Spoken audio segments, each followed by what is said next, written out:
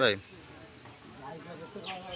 আমি এই প্রদর্শনটায় রাস্তা যাওয়া হয়, আমি জিন্দার, আমি মফিজ, আমরা তিনজন একত্রিত এই প্রদর্শন ঠাই।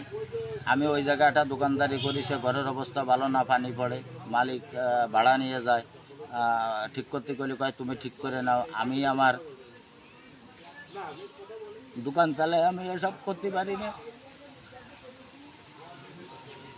আমি এই ঘর গত বছর আগে রাখি জানলি, মন্দির কমিটি আমার বাধা দেয় দিলি, তারা সবাই লোকজন আইছে হিন্দু মুসলমান থাকিয়ে, সবাই বলে যে কাজ বন্ধ করো। আমি মিস্ত্রি 1600 টাকা বেতন দিয়ে আমি মিস্ত্রি উঠা দিলাম ঘরের থেকে, যে 15 দিনের মধ্যে এইসব ঘর ভাঙিয়ে দেবো।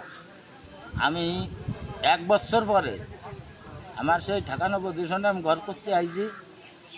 বুরহান, টিকা মেম্বার, জুলবিকার, জিনার, ফয়জুলরা 4 ভাই, এদের সাথে আরও অনেকে আছে। এরা মানে আমার বাপ চাচার আমলতে আসছে, এরা পেশাদারি তো শত্রু আমাদের।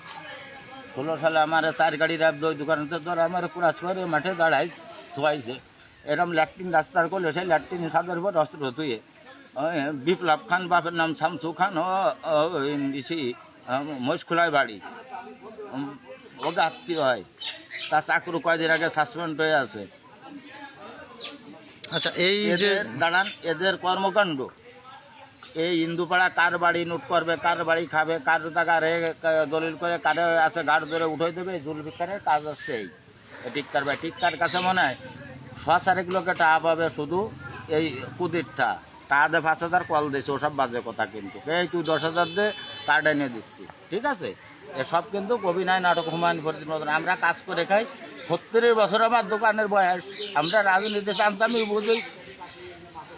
1 কেজি গরম পানি আমার মাথায় মারিস, আমার গিলাস ভাঙচুর করিস, আমার দোকান ভাঙচুর করিস। ভাঙচুর কারা করেছে? ভাঙচুর করিস যে না, জুলফিকার, ফয়জুল, বুরহান, কাউস আছে অত্যাধিক সন্ত্রাসী লোক। সে তার বাইরে মাইরে আছে, ঘরের মধ্যে গালের মধ্যে বিষ দিয়ে আছে, বিষ খেয়ে মরিছে। এরকম আগে ঘরে বেতন কাটে তেনকা চরপাড়া দিয়ে রবীন্দ্রের বাড়ি 18 বছর চুরি ডাকাতের মাল তারা আইনে রক্ষণ করে নেয়। পরে আতাউর মহাসিং দারোগা অ্যারেস্ট করার পরে বাড়ির জ্বালাতে সেই মাল অস্ত্র বার হয়ে যায়। এরা আজকের শত্রু না, এরা 6-7 সালে এরা যশোরতে লোক ভাড়া করে নিয়ে আসে আবার মার্ডার করার জন্য। সে জিডির কপু আমার কাছে আছে। এরা আজকের শত্রু না, ওসব পাতানো নাটক। আমরা দেশের রোহিঙ্গা না, কিন্তু মঞ্জু বিশ্বাস, এটা বৈরী বিশ্বাস, বহু রাষ্ট্রে খাতা নাম আছে।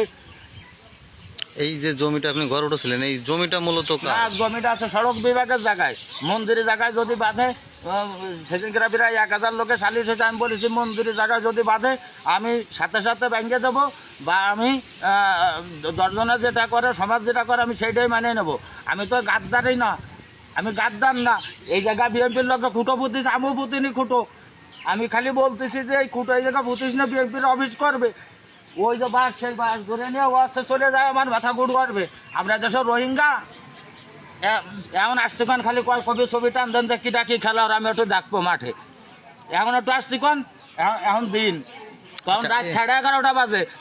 এটা একটা দোকান,